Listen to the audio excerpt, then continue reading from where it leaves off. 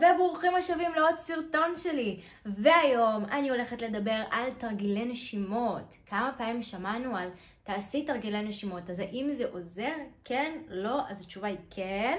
אבל איך כן? מה הטעויות שהרבה אנשים עושים שאז התרגיל הזה לא עוזר להם?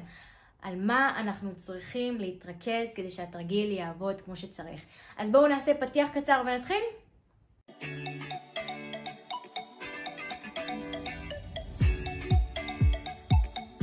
תרגילי נשימות. כמה פעמים שמעתם את הצירוף הזה, תרגילי נשימות? אז כדי להירגע מהתקף חרדה, תמיד ממליצים לנו לעשות תרגילי נשימות. האם זה עוזר? כן. כמו שאמרתי כבר בפתיח, כן, זה עוזר. אבל אני יכולה להגיד שכשאני סבלתי מחרדות, תרגילי נשימות לא עזרו לי. ואז אמרתי, למה כולם אומרים לעשות את זה? בדרך כלל תמיד יגידו לנו, תנשמי ותתרכזי בנשימות שלך. לא, זה לא התרגיל. זה בסדר, כאילו, זה יכול לעזור, כי אני אתרכז בנשימות שלי, ואז אני לא אתרכז במחשבות שלי. אבל הרבה פעמים המחשבות שלי כל כך רועשות, שאני לא יכולה להתרכז בשום דבר אחר, חוץ מהטירוף הזה שמתרחש לי במוח. אז למה התרגיל נשימות לא עזר לי? למה להתרכז בנשימות לא תמיד עוזר? כי אנחנו לא עושים את זה כמו שצריך. האמת שהשבוע ראיתי איזושהי הרצאה של פסיכיאטר. וואו, חבל שאין לי את הקישור, כי זו באמת הייתה הרצאה מאוד מעניינת. זו לא הייתה הרצאה, זה היה יותר הסבר. והוא מסביר על תרגילי נשימות, למה זה עובד, למה זה מומלץ ואיך לעשות את זה. מה שהוא מסביר שם, זה מאוד מעניין. בעצם יש לנו את הריאות, ומתחת לריאות יש לנו שריר. ומה שאנחנו רוצים לעשות בזמן חרדה, זה לדחוף את השריר טיפה למטה, ולתת לריאות להתכווץ. כי המוח שלנו צריך הרבה חמצן. אנחנו מכניסים הרבה אוויר, ואנחנו חייבים כמה שיותר חמצן. לא כל האוויר שאנחנו נושמים יש בתוכו חמצן. ואנחנו צריכים את החמצן הזה שיגיע למוח. ובזמן התקף חרדה, אנחנו חייבים שייכנס יותר חמצן למוח. אז כשאנחנו עושים תרגיל נשימות כמו שצריך, אנחנו מצליחים לדחוף קצת את השריר הזה, ולתת לריאות לגדול, להתרחב יותר, ואז אנחנו יכולים להכניס יותר אוויר, ואז יש לנו יותר חמצן, ויש יותר אופציה שהחמצן הזה יגיע למוח, ואז אנחנו נוכל להירגע. זו המטרה. לא, המטרה היא לא להתרכז בנשימות, שגם זה האופציה, גם זה האפשרות, בעצם להתרכז במשהו אחר, ושיסיח לנו את הדעת מהמחשבות שלנו. אז אפשר להתרכז בנשימות, אפשר להתרכז בדפיקות לב, אפשר להתרכז בדברים שיש מסביבי, בבן אדם שמולי. אפשר בעצם לקחת את הפוקוס ולשים אותו על משהו אחר, וככה לקחת את תשומת הלב מהמחשבות שלנו. והדבר השני, שהוא החשוב כשאנחנו עושים תרגילי נשימות, זה בעצם לעשות את זה נכון כדי להכניס מספיק חמצן שיגיע למוח שלנו, שאז אנחנו נוכל בעצם ככה לבסט את התסמינים, להוריד את הדופק, את כל הסחרחורות, החולשה, כל הדברים וכל הכאבי ראש, כל התסמינים שכל אחד ואחת מאיתנו חווים בזמן חרדה. אז איך לעשות את זה נכון? איך בעצם אנחנו רוצים להגדיל את הריאות? המטרה היא לנשום לבטן. שכשאנחנו ניקח נשימה, הבטן שלנו תתנפח. אנחנו לא בתחזה, לא להזיז את הכתפיים, זה לא צריך להיות ככה, לא כאילו, לא. זה לא נכון, לא גם זה.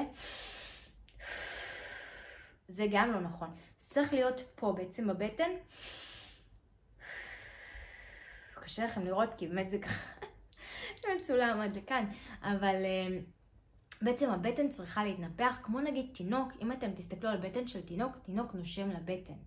אתם תראו שכשהוא נושם, הבטן שלו עולה ויורדת. גם נגיד אצל כלבים, אצל גורים בעיקר, אתם תסתכלו תמיד הבטן עולה ויורדת. וזו נשימה נכונה, וזו הנשימה שאנחנו רוצים לעשות כשאנחנו נמצאים בזמן התקף חרדה. אנחנו בעצם ננשום לבטן, אנחנו נרגיש את הבטן שלנו מתנפחת כמו בלון, ואז אנחנו נוציא. עכשיו, אנחנו לא פשוט סתם נושמים, אלא אנחנו לוקחים 4 שניות נשימה פנימה, נותנים לבטן להתנפח.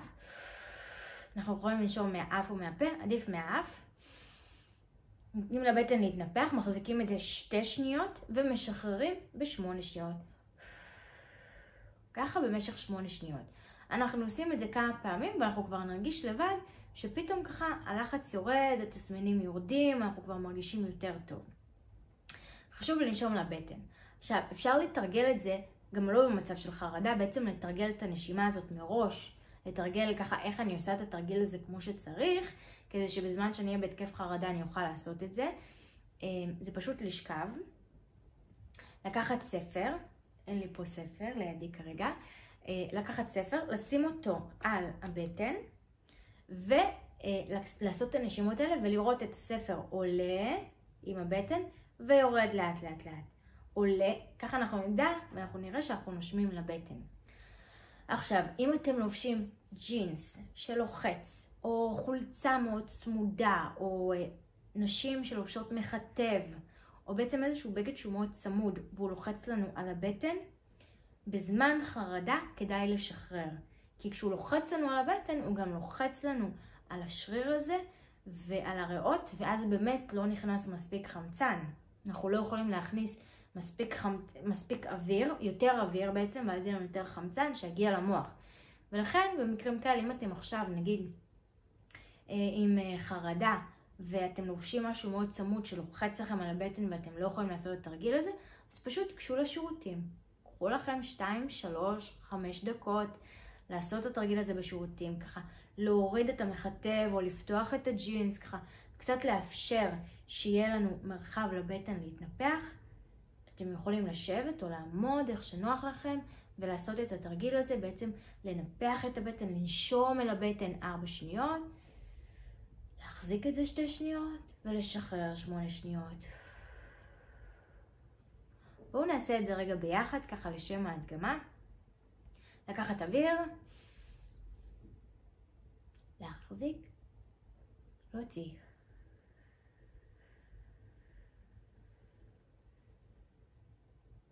לקחת אוויר. עכשיו להוציא.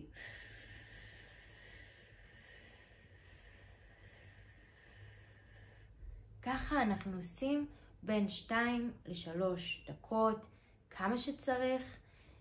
אני יכולה להגיד שזה תרגיל ככה שנתתי לכמה אנשים שאני מכירה לנסות, ותוך דקה הם הרגישו טוב. אז זה משהו שיכול גם לעזור ממש מיידית על השנייה, ולפעמים צריך רגע לתרגל את זה 2, 3 דקות, 5 דקות, להכניס כמה שיותר חמצן למוח, כדי שהמוח רגע יוכל להתאזן, יוכל להירגע. ובנוסף, כמובן, לא לתת למחשבות לשלוט בכם יותר מדי. זאת אומרת, לא להיגרר למחשבה. אם יש איזושהי מחשבה מפחידה, לא להתעסק בה באובססיביות, אלא לשחרר אותה.